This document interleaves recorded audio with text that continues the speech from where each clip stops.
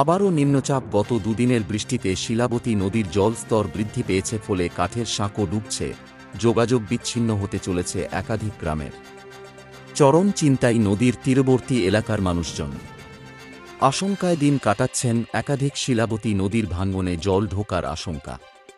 শিলাবতী নদীর দুর্বল বাঁধগুলি ভাঙার আশঙ্কা হলে দুশ্চিন্তায় নদী তীরবর্তী এলাকার মানুষজন।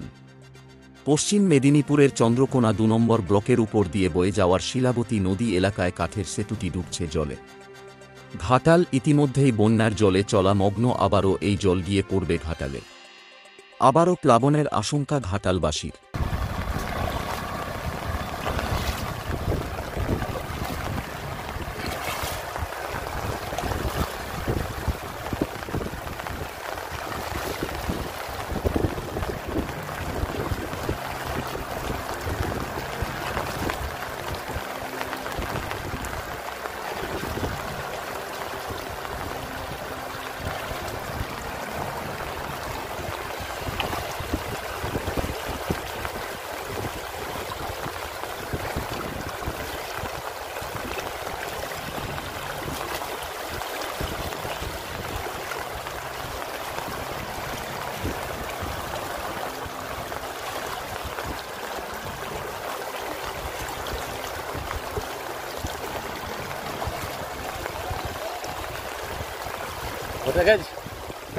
ধরা আছে এখানটা যে ভাঙা,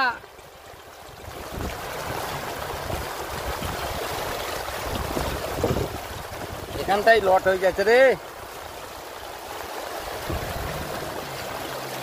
এখানটায় তো লট হয়ে গেছে।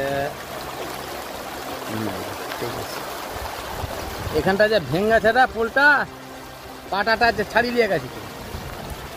এখন আস্তে আস্তে ফেরাতে হবে, আস্তে আস্তে। ওইখানটা ভাঙা আছে, দেখবি সব সব করে শুনো না, ভাঙা আছে।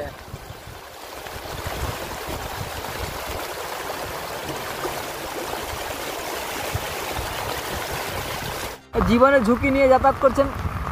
জীবনের ঝুঁকি নিয়ে তো যাতায়াত করতে হবে। এই তো নদীতে জল বেড়ে গেছে, বন্যা হয়ে গেছে, নাহলে পেরাবো কী করে জীবনে? এখন আমাদের এই তো যাতায়াতের পথ, এখন জীবনের ঝুঁকি নিয়েই পেরাতে হবে, না তো পেরানো যাতায়াতের পথ তো নেই, আর কোনো উপায় নেই। মানে একমাত্র মাধ্যম? হ্যাঁ, একমাত্র মাধ্যম আমাদের এইটাই। এখানেই আমাদের এখান থেকে ভগবন্তপুর হাট বাজার সব আছে, আমাদের ওখানকেই যাতায়াত করতে হয়। জীবনে ঝুঁকি নেই, এখন যাতায়াত করতে হচ্ছে। এই যে ডুবছে কাঠের সাঁকো, কতগুলি গ্রামের যোগাযোগ বিচ্ছিন্ন হবে? আছে যোগাযোগ, ধরো 15-20 গ্রাম, 15টা-20 গ্রামের যোগাযোগ ব্যবস্থা বিচ্ছিন্ন হয়ে যাবে। এটা ফের আবার নিম্নচাপ, আবারও বন্যা। তো এই নদীর তীরবর্তী তো বসবাস, কি বলবেন, কতটা চরম সমস্যার মধ্যে আছে? আমাদের তো একবার হয়েছিল, তখন তো 3 দিন 4 দিন ডুবেছিল, তখন তো মহাবিপদ। শরীর খারাপ হলে যাতায়াতের ব্যবস্থা নেই। আবার ফের চরম সেই একই ব্যাপার। এই যে সাঁকো ডুবে যাচ্ছে, এবার আমাদের যাতায়াত হবে কী করে, সেটা বেশি চিন্তা। কারণ শরীর খারাপ হলে এখানেই মারা যাবে, কেউ যেতে পারছে না।